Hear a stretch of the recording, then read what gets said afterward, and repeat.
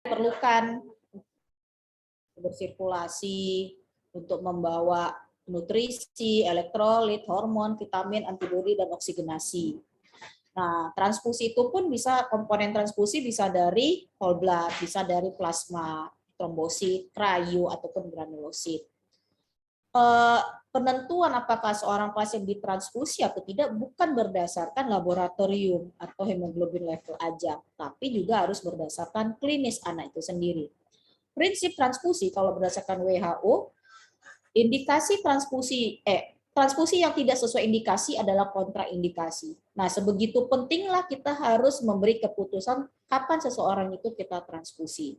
Nah, pada darah ada banyak, bukan darah merah doang atau eritrosit, ada darah putih, leukosit, ada trombosit di dalamnya.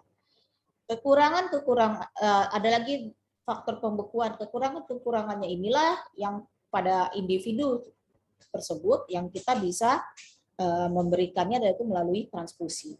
Artinya transfusi ini bukan bisa diproduksi oleh apotek gitu, seperti obat. Enggak ya. Jadi bukan karena pucat, semua terapi untuk pucat adalah pemberian sangobion. Enggak. Tergantung lagi kenapa seseorang ini pucat. Kalau memang dia karena defisiensi besi, iya kita berikan sangobion itu. Tapi kalau ternyata pucatnya karena suatu leukemia, atau mungkin pucatnya karena suatu perdarahan, ya enggak, bukan sangobion juga lah obatnya. Jadi tergantung lagi diagnosa, sehingga terapinya tergantung diagnosa tersebut. Lalu ketika seorang pasien diambil darah nih, di dalam darah itu ada 55% mengandung plasma, kurang dari 1% mengandung sel darah putih dan trombosit, dan 45% adalah red blood cell-nya. Ini komponen darah. Jadi kalau kita bilang transfusi, nanti kalau kalian jadi dokter, perawat akan nanya, transfusi apa dok? Nah, kalian harus tahu apa yang akan kalian pilih untuk jenis transfusinya, nah, kasus tertentu. Untuk trombosit, salah nih, ini trombosit. Maka ini adalah transfusi trombosit. Warnanya kuning ya, trombosit, fresh frozen plasma, krayo itu warnanya kuning. Untuk sel darah merah, warnanya adalah merah, sel darah merah. Jadi ketika kalian menjadi seorang donor, dia akan diproses, dia akan menjadi PRC, dia akan menjadi trombosit, kemudian akan menjadi plasma. Satu trombosit konsentrat itu bukan berasal dari satu orang, enggak. Satu konsentrat trombosit itu terdiri dari beberapa orang. Untuk satu jenis itu disebutkan aferesis. Bagaimana perhitungannya? Perhitungannya adalah kalau dia suatu PRC, kalau pada anak perhitungannya apakah akut atau kronis. Kalau dia bersifat akut, biasa kita langsung 10 sampai 15 cc per kilogram berat badan. Anak bahkan perhitungan dosis, perhitungan transfusi itu ada kilogram berat badan. Kalau dia bersifat kronis, anemia kronis seperti talasemia, itu kita ada perhitungannya delta HB. Artinya HB yang kita inginkan, dari mana HB yang kita inginkan itu? Berdasarkan WHO. Jadi usia, berdasarkan jenis kelamin. Nah, HB yang kita inginkan kurang HB dia. Dikali 4, dikali berat badan. Itu adalah perhitungan untuk jumlah total transfusi PRC yang kita perlukan. Lalu ada kemampuan untuk yang kronis. Didengar ya, karena ketika nanti kalian menjadi seorang dokter, nggak mau tahu itu perawatnya diberikan. Dia cuma tahu berapa cc dok. Nah, untuk kronis, itu kalau dia HB pasien tersebut 3 sampai di bawah 3, maka perhitungannya adalah 3 cc per kilogram berat badan. Jadi misal, berat badan 10 kilo, dengan HB-nya adalah 6. Target HB kita 10. 10 kurang 6, 4 dikali 4, 16 dikali 10. Ada 160 cc total yang dia perlukan. Karena tadi HB 6. 3 cc kebutuhannya 3 cc per kilo. 3 sampai 5 itu kebutuhannya 5 cc per kilo. 5 sampai 10 kebutuhannya 10 cc per kilo. Nah, kalau 7 cc per kilo. 6 itu berarti di antara 5 sampai 7 cc. Jadi misal kita pakai 5 cc, 5 kali 10, 50 cc. Maka setiap kali diberi adalah 50 cc darah. 50 cc PRC pasien tersebut. Berapa banyak? Karena tadi totalnya 160, 3 sampai 4 kali dari 50 cc tersebut. Jadi bisa 2 hari. Untuk PRC bisa diberikan per 12 jam. FFP ini diberikan per hari, 10 sampai 15 cc per kilo. Nanti ujian saya tanya ya. Untuk cryo itu diberikannya 10 sampai 15 cc per kilo juga. Untuk trombosit konsentrat itu kita ada perhitungan 1 unit per 10 kilogram berat badan. Nah, kalau kasus tadi berat badan 10 kilo, maka trombosit konsentrat yang dia perlukan adalah 1 unit.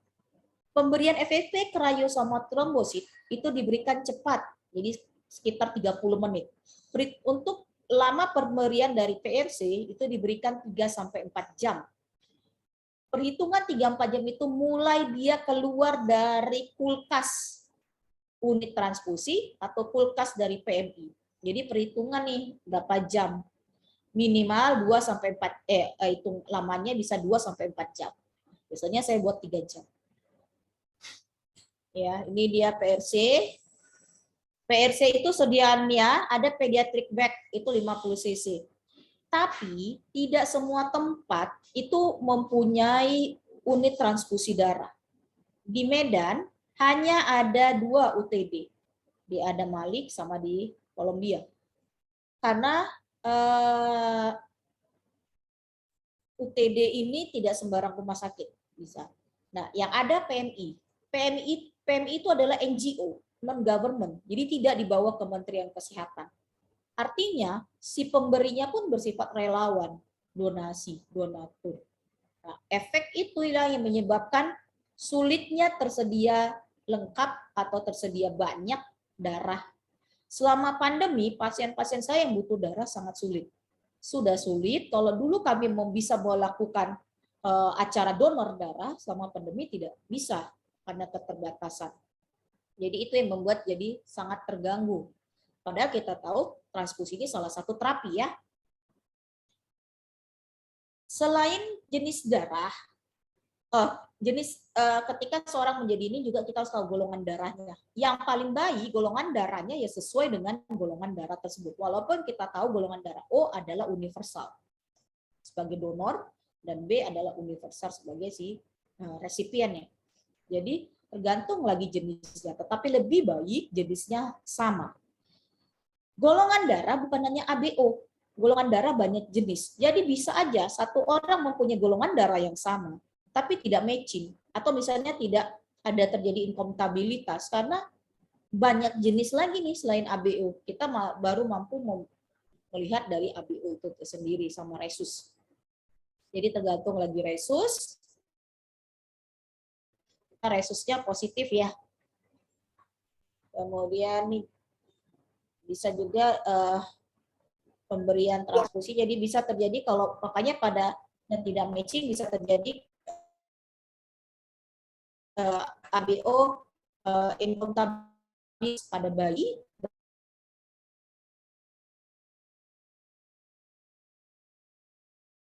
berbeda proses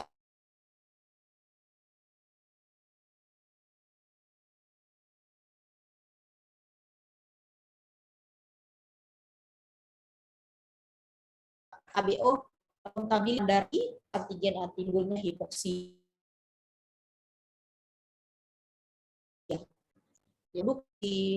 dan sebagainya. Ini pada neonatus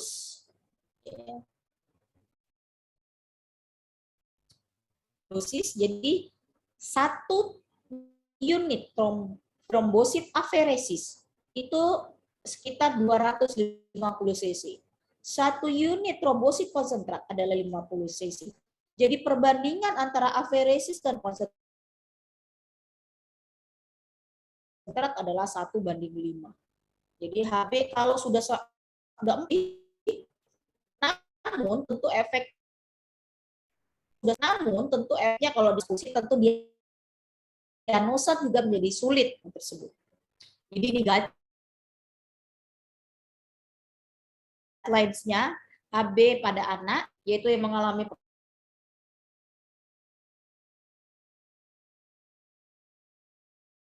kursi memang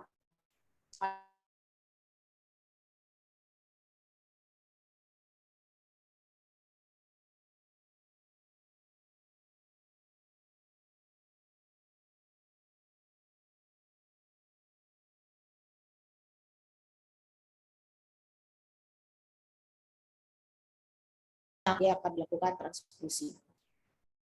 Ini juga guideline, jadi kurang dari 4 bulan dan lebih dari 4 bulan. Untuk penyakit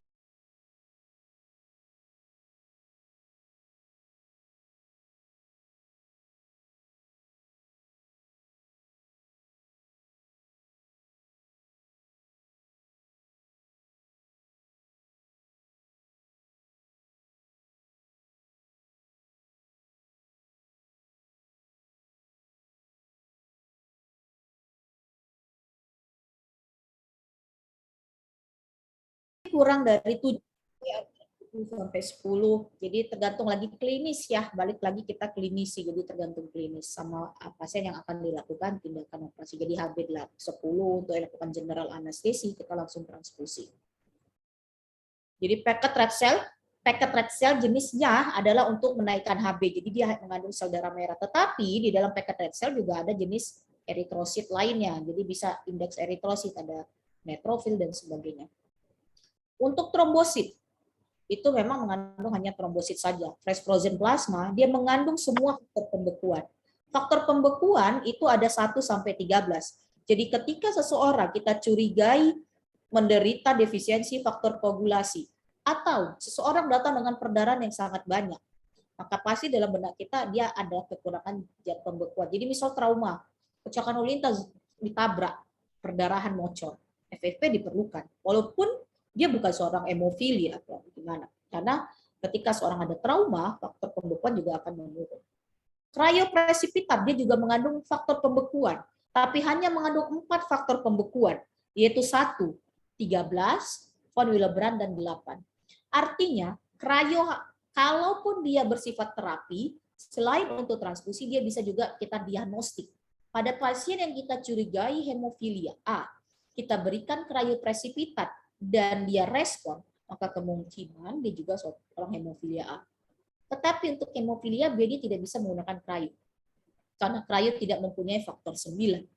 Jadi dia hanya 1, 13, von Willebrand, dan faktor 8 saja untuk cryoprecipitat ini. Ini dosis sama aja ya pemberiannya, harus diberikan immediate. Lalu bagaimana misal pada bayi yang kecil? Sediaan dari PRC itu ada 125 atau 175 cc, biasanya 175 cc. Nah, kalau dia hanya berat badan 2 kilo, 3 kilo, misal dengan dosis 10 sampai 15 cc, kita hanya butuh 30 cc, apa yang kita lakukan? Begitu darah keluar dari kulkas, harus habis.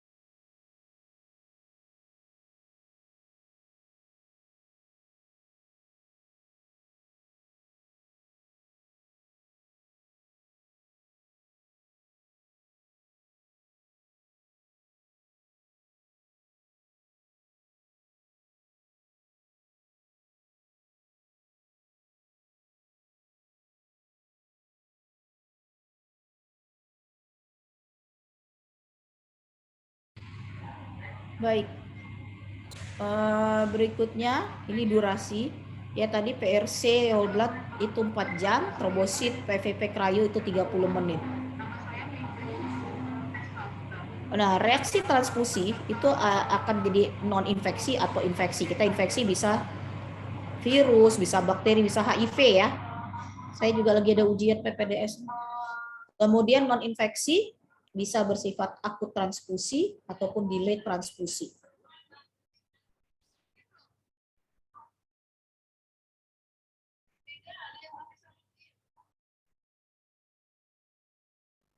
Nah, ini reaksinya, simptomnya, kadang pos transfusi bisa demam ya. Jadi bisa demam, bisa juga pipisnya berdarah. Padahal dia pos transfusi, karena itu salah satu reaksi transfusi. Bisa gatal, ya, reaksi. Jadi harus seleksinya benar, screeningnya benar. Bisa dengan allergic reaction, anafilaktik, dan segalanya. Ini kita takutin reaksi transfusi itu bisa infeksi maupun non infeksi tadi. Jadi hati-hati terali ya. Transfusion related acute lung injury. Itu salah satu yang kita takutkan pasca transfusi. Makanya saking banyaknya reaksi transfusi ini, pemberiannya harus kita perhatikan. Jadi pemilihannya, donornya, kemudian pemilihan produknya, resipiennya, dan outputnya kita harus perhatikan. Oke, demikian ya. Ada yang mau ditanyakan? Izin bertanya, Dok. Ya. Baik, Dok. Sebelumnya perkenalkan, nama saya Melkisedek Nababan dengan NIM 091. Mungkin saya ingin bertanya, Dokter, terkait tentang respon tubuh setelah terjadinya infus darah atau donor dengan resipien. Saya ingin bertanya, Dokter, adakah kaitan Dokter demam sebagai respon Coba ganti dulu nih, mau kok kayak melihat orang apa aku. sebenarnya?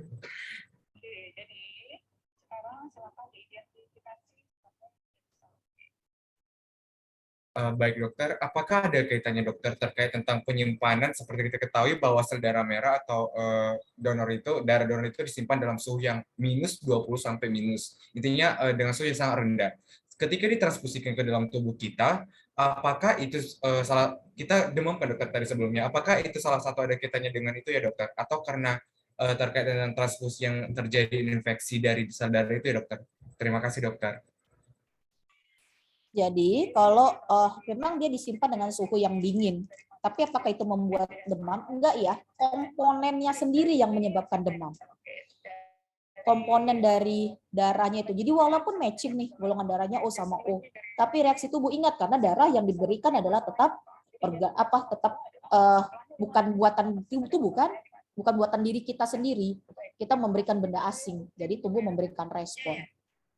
Jadi koordinator kandidat dari tiap PDSA atau tangan yang ada di WA Group. Satu orang dari tiap PDSA. Iya. Koordinator kandidat ya. Koordinator kandidat, bukan koordinator kandidat ini kan ada di WA Group yang kita mengharapkan bisa berkomunikasi dengan cepat ya. Apa namanya? Apa yang kita lakukan pun kalau dia dingin, apakah perlu kita hangatkan? Enggak ya, enggak perlu kita hangatkan. Enggak perlu kita hangatkan yang dari kulkas itu sehingga harus hangat sesuai tubuh. Itu dulu iya waktu saya masih sekolah. Jadi darahnya dihangatkan dibawa ke ketiak. Nah efeknya itu darah bisa menimbulkan reaksi ya, infeksi. Jadi apa yang kita lakukan? Nggak usah. Bias di ini aja langsung diberikan, nanti dia dengan infus dan segalanya dia akan mengikuti suhu ruangan sendiri. Jadi reaksi itu demam ada satu reaksi yang paling common kita jumpai. Demam suhu berapa nih? Apakah demam boleh diberikan? Jadi ketika suhu 38, hentikan dulu. Berikan dulu obat demam. Berikan obat demam, ukur lagi 30 menit kemudian. Kalau demam 40, hentikan sama sekali. Ganti darah. Ganti transfusinya sendiri. Karena artinya yang kita takut sudah terbentuk tidak matching. Jadi terjadi reaksi transfusi itu sendiri. Oke, ada lagi? Baik dok, terima kasih dokter. Terima kasih. Oke, jika tidak ada, terima kasih. Besok kuliah lagi ya? Sudah soft belum? Sudah bisa login semua belum? Besok atau kapan sih? besok enggak. Iya kan Jumat jam Prof Bida ya besok. Jumat ada ya. Hari Selasa ya, K12 ya. Oke, saya ucapkan makasih. Wabillahi taufiq wal hidayah. Wassalamualaikum warahmatullahi wabarakatuh. Selamat sore. Waalaikumsalam. Selamat sore, dokter. Waalaikumsalam warahmatullahi wabarakatuh. Terima kasih, dokter. Terima kasih, dokter. Iya, Nak. Sama-sama.